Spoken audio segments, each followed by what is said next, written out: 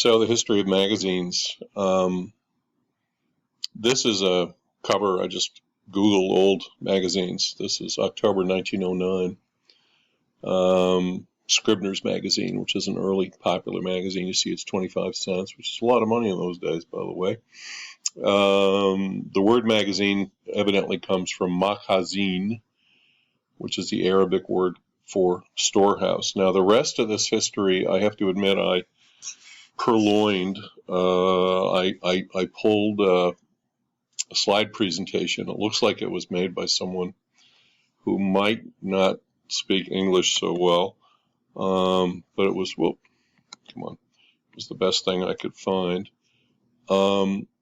So, forgive me, but here it is, and it's worth looking at, I think. World's first magazine published in Germany called, I have no idea how to pronounce that, 1663. 1731, The Gentleman's Magazine, published in England. A women's magazine called The Ladies' Magazine, published a few years later. Pulp fiction magazines are printed on cheap wood pulp paper with ragged, untrimmed edges. By the way, a lot of noted authors first appeared in magazines, among them Dickens, Charles Dickens, who I hope you have heard of, if for no other reason that he wrote A Christmas Carol, which most of us look at since there have been about 300 films made interpreting A Christmas Carol. Time magazine was the first U.S. news magazine, started by Henry Luce in 1923. 1933, Esquire is the first men's magazine. 1944, 17 magazine is the first magazine devoted to adolescents. Now here are another few things, I think, from another source, so there's a little duplication in years, but maybe it gives you a little more sense of the history. This is the one where I think there's some questionable English, maybe. So the mid-19th century, magazines again started some time ago, before the 1800s, but only the upper class could afford them. And there were very small editions of the magazines. Not very many were printed. So the cost and the intellectual content were not something the middle classes could understand. But then in the 1800s, there were these family magazines, and Dickens' Household Words, you see, he published his own magazine to get his stories out. And he published them in a serial form. So, part 1, part 2, part 3, part 4 of some of his famous novels got a lot of readership for the magazines. And then you can see in the 19th century, later 19th century, they cut the price of magazines, and they could print more issues, and the price of the magazines were reduced, and magazines really started to penetrate the middle class and get more media power. First ad agency established in 1890. Here's some names you've seen before. William Randolph Hearst, you saw. You may recall from the newspaper lecture, he was the publisher that helped start yellow journalism, along with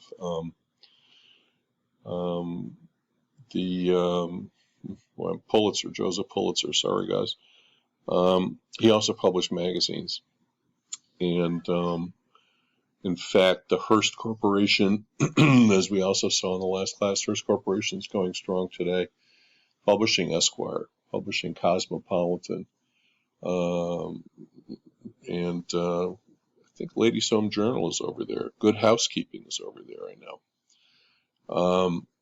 Condé Nast is a company that started coming to the fore in the 20s, publishing Vogue, Vanity Fair. Time, again, was started by Henry Luce in the 20s. Luce also ended up publishing, with his company Time Incorporated, Life magazine, Sports Illustrated, Fortune magazine. And through the 40s, 50s, 60s, 70s, 80s, 90s, Time Incorporated was a very successful strong publisher of different magazines. Hearst, also a huge successful company. Condé Nast with Vogue and reviving Vanity Fair in the 80s, buying the New Yorker, which was an independently published publication, launching GQ, launching Bon Appetit, Condé Nast kind of becoming the premier kind of quality magazine company. And there were others, and we'll get into that a little later. Beauty in magazines. Elle magazine launched in 1945. And in 1960, Elle magazine sold 1 million copies in France. It was brought over to the U.S. By a company called Hachette. Elle magazine also still growing strong. And so here are some Cosmo covers from a few years ago. And there were magazines that were launched also in the late 50s and 60s to teenagers. Many of them kind of rock and roll star oriented, and I think some of them are still being published. People magazine, by the way, also came from Time Incorporated. First one came out in 1974. By the way, I actually went to drama school. I studied acting with a fellow who'd become kind of famous. He won an Oscar, but you've probably not heard of him. His name is William Hurt. I knew him as Bill Hurt. And his mother married Henry Luce II. And so, remember, Henry Luce I was the publisher of Time magazine and other things.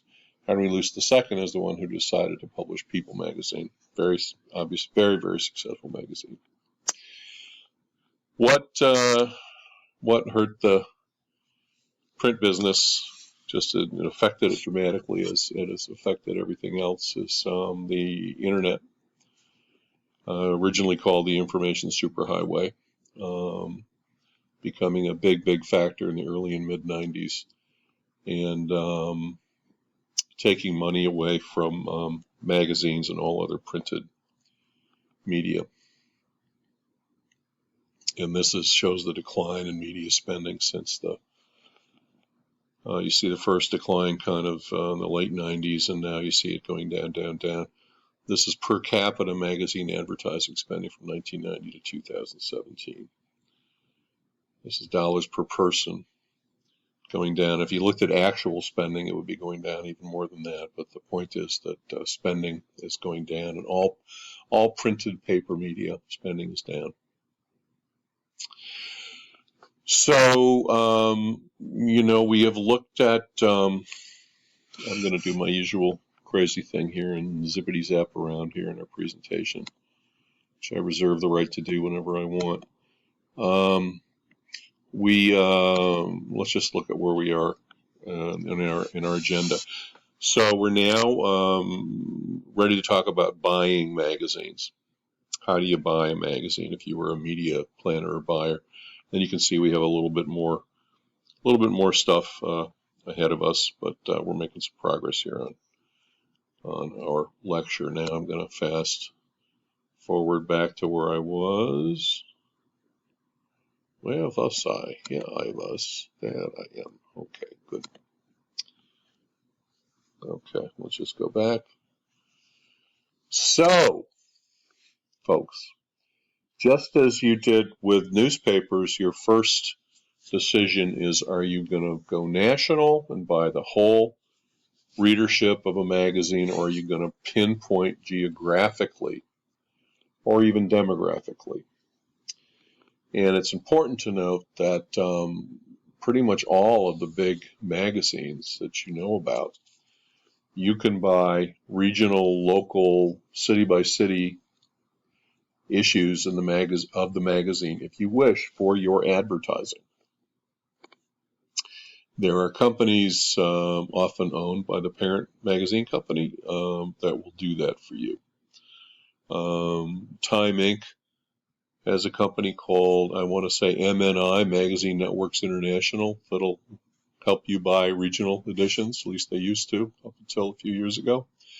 And Condé Nast also has the same kind of company that can get you regional editions for your ads of Vanity Fair or Vogue or whatever you want.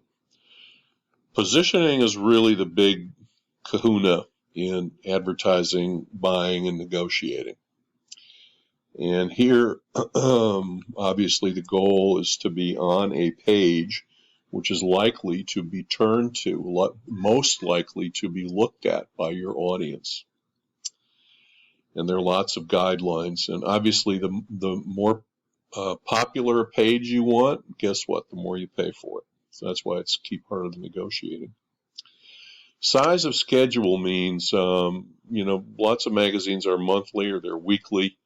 Not too many daily magazines I can think of. That sounds like a pretty crazy way to do business with a daily magazine. But if you commit to a longer schedule, in other words, if you say, you know what, I'm going to be in every issue you publish for the next 12 months, you're going to get a much lower price than someone who just wants to buy 1 month. So that's another part of your negotiating. The size of the ad. Are you going to go full page, half page, quarter page? What's your preference? Are you black and white or color? Now, value added is another whole kettle of fish here. Magazines are among the most creative media companies in terms of supplying value added items to a basic magazine buy. So they're smart enough to recognize that their reader base is a very strong, loyal asset. So they have events, for instance, in different cities. Let's just talk about Architectural Digest, and I'm going to kind of make this up. Architectural Digest is what's known as a shelter magazine. It's about houses and very upscale houses. The content tends to show beautiful homes of celebrities and people you may have heard about, and show you the rooms and the outside of the house, and basically make your mouth water in terms of the kinds of places people with lots of money can live.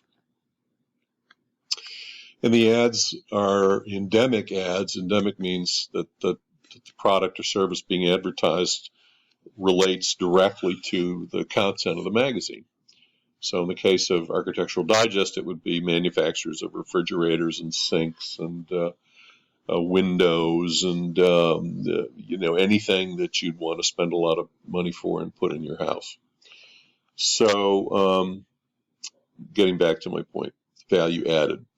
So I'm going to make this up. Condé Nast does what's called a designer show house in major cities, tending to be the most affluent, biggest cities: New York City, Beverly Hills, Dallas. And so once a year, they go into a house, a beautiful home that's for sale, and they bring in local Dallas-based interior designers, and each interior designer gets to redo a room of the house however he or she wants to do it. And Condé Nast vendors, the people who advertise, so if you're going to do the kitchen in the Dallas house and your Viking stoves and you're negotiating your deal with Condé Nast, you're going to ask for the rights to have your products be in some of these designer houses, shown off to everyone who reads Architectural Digest in Dallas is going to get invited to the show house. You have a chance as the Viking stove folks to work with a cool designer in Dallas, which certainly doesn't hurt. And so Architectural Digest is reaching out to its loyal customer base, inviting them to an event and showing off these products and beautiful homes.